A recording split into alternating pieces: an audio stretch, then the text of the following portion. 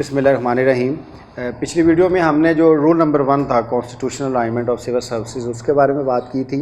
इस वीडियो में हम जो एक और इम्पॉर्टेंट रूल है structural alignment of civil services उसके बारे में बात करेंगे। सिविल सर्विसेज को उस वक्त तक रिफॉर्म नहीं किया जा सकता जब तक बुनियादी गवर्नमेंटल स्ट्रक्चर्स के ऊपर अमल ना किया जाए। हम थोड़ा सा स्ट्रक्चर के बारे में बात करते हैं कि सिविल सर्विसेज का बुनियादी एग्जीक्यूशन पर्पस क्या है। अगर आप शेड्यूल 4 ऑफ द कॉन्स्टिट्यूशन देखें तो उसमें जितने भी सब्जेक्ट्स हैं, पावर्स हैं, वो बयान कर दी गई कि फेडरेशन के पास कौन सी हैं, सीसीआई के पास कौन सी हैं और प्रोविंसेस के पास कौन सी हैं। अब जब कॉन्स्टिट्यूशन सब्जेक्ट देता है तो जो गवर्नमेंट की दूसरी ब्रांचेज हैं उन्होंने एग्जीक्यूट करना है। लेजिस्लेचर ने क्या करना है, एग्जेक्टिव ने क्या करना है और जुडिशरी ने क्या करना है। सब्जेक्ट की डिमार्केशन शेड्यूल 4 में कर दी गई है। अब दूसरा मरहला शुरू होता है कि उसका स्ट्रक्चर क्या बनेगा, लेजिस्लेशन कौन करेगा। हम एक सब्जेक्ट एक पावर की बात करते हैं, हम फॉरेन रिलेशंस की बात करते हैं, फॉरेन अफेयर्स की बात करते हैं। अगर आप इस पावर को देखें तो ये फेडरल गवर्नमेंट की पावर है और ये उसको पावर जो शेड्यूल 4 ऑफ द कॉन्स्टिट्यूशन है उससे मिलता है। अब जो पावर है, अब उसने एग्जीक्यूट किस तरह होना है, उसका स्ट्रक्चर कैसे बनना है।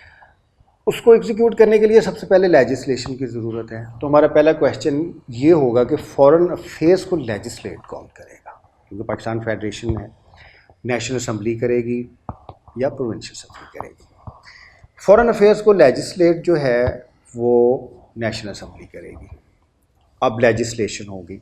लेजिस्लेशन के बाद जो दूसरा मरहला आता है वो इम्प्लीमेंटेशन का आता है। अब इम्प्लीमेंट उसको कौन करेगा, उसको इम्प्लीमेंट एग्जेक्टिव करेगी। एग्जेक्टिव के दो पार्ट्स हैं, पॉलिटिकल एग्जेक्टिव और ब्यूरोक्रेटिक एग्जेक्टिव। जो मिनिस्ट्री है या जो कोई भी डिपार्टमेंट है, अगर हम ये फॉरेन अफेयर्स की ही बात करें तो जो मिनिस्टर फॉर फॉरेन अफेयर्स है वो इसको इम्प्लीमेंट करेगा, साथ किसके मिलके, जो ब्यूरोक्रेसी है फॉरेन सर्विस मिनिस्ट्री की उसके साथ मिलके।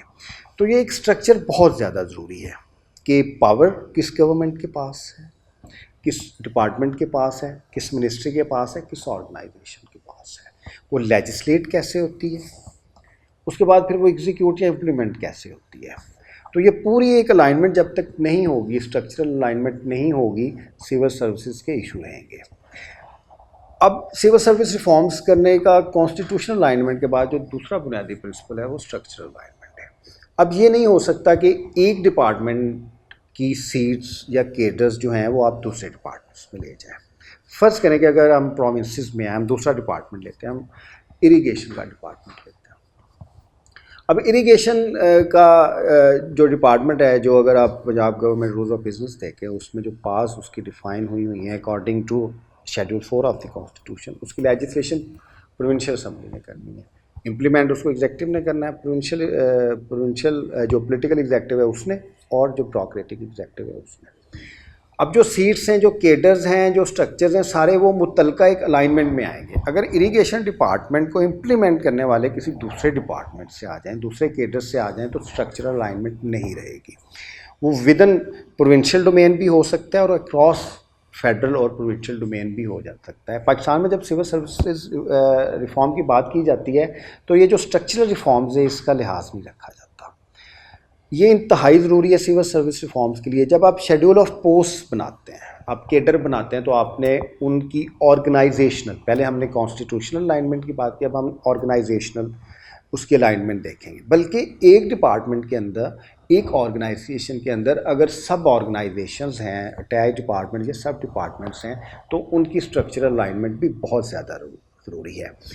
जब तक पोस्ट्स का, उनको एग्जीक्यूट करने वाली सर्विसेज का, उसकी लेजिस्लेशन के साथ एक स्ट्रक्चर नहीं बनेगा, चाहे वो प्रोविंशियल डोमेन के अंदर है, चाहे आप उसको क्रॉस करते हैं प्रोविंशियल और फेडरल डोमेन के अंदर, उस वक्त तक स्ट्रक्चरल अलाइनमेंट के जो अहदाफ हैं वो हम हासिल नहीं कर सकते हैं। हमारी सिविल सर्विसेज रिफॉर्म का जो सबसे बड़ा मसला है वो स्ट्रक्चरल अलाइनमेंट का ना होना है, जिसकी वजह से हमें बहुत सारे इश्यूज आते रहते हैं। तो अगर हमने सिविल सर्विसेज रिफॉर्म करनी है तो हमने सबसे पहले सर्विसेज की स्ट्रक्चरल अलाइनमेंट करनी है। हमने शेड्यूल ऑफ पोस्ट इस तरीके से बनानी है कि जो उसकी कॉम्पिटेंस है वो एक ऑर्गेनाइजेशन, एक केडर या एक सब केडर के अंदर है। फिर आपने उसको एग्जीक्यूट करवाना है पूरी executive branch of the government के साथ, और फिर जो लेजिस्लेटिव ब्रांच है, मुतलका रेलिवेंट लेजिस्लेचर है, उसके साथ according to article 4 of the constitution.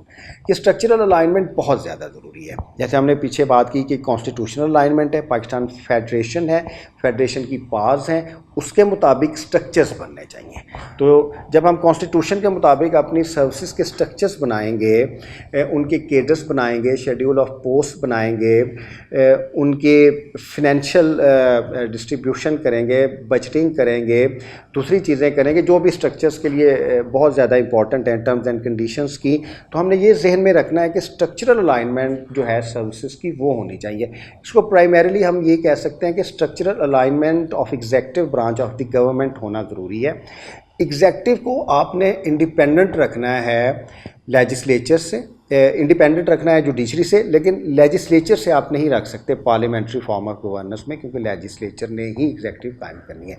लेकिन एग्जेक्टिव के अपने केडर्स, अपने डोमेन्स, अपने एम्बेट्स, अपने एग्जीक्यूशंस के जो प्लान्स हैं वो मुतलका जो हैं पार्स, जो सब पार्स होंगे उस डिपार्टमेंट की, ऑर्गेनाइजेशंस की, उसमें रहेंगे।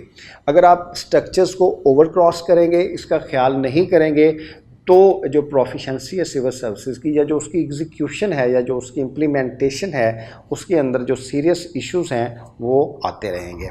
इसको हम इस तरीके से भी एक्सप्लेन कर सकते हैं कि अभी जनरल केडर ऑफ सर्विसेज है, इसको मैं बाद में भी एक्सप्लेन करेंगे, क्योंकि केडर मैनेजमेंट भी एक बुनियादी प्रिंसिपल है जो रूल नंबर 3 है। लेकिन आपको अपनी ऑर्गेनाइजेशंस को ऑटोनॉमी देनी होगी, ऑर्गेनाइजेशंस के केडर्स को ऑटोनॉमी देनी होगी, उनके एम्बिट्स नए सिरे से किए करने होंगे, क्योंकि एक ऑर्गेनाइजेशन भी मल्टीफेरियस काम देती है।